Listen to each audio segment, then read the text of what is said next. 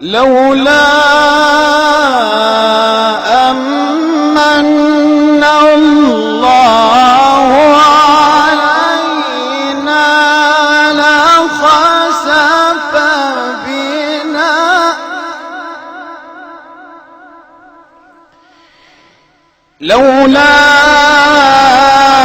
أمن الله علينا لخسف بنا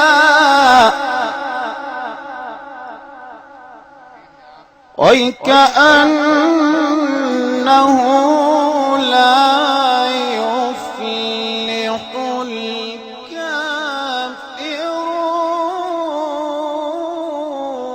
الكافرون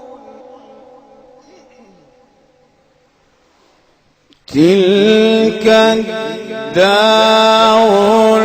الآخرة تلك الدار الآخرة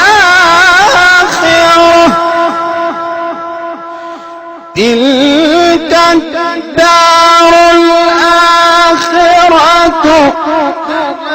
نجعلها للذين لا يريدون علوا في الأرض ولا فسادا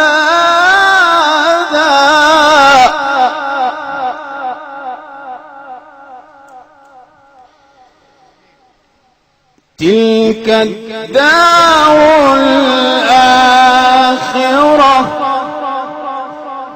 تلك الدار الآخرة نجعلها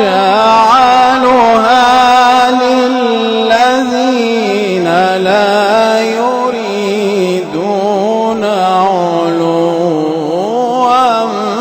في الأرض نجعلها للذين لا يريدون علوا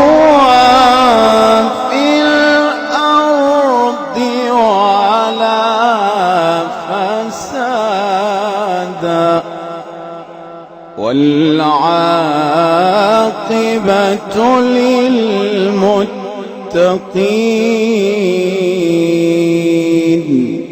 صدق الله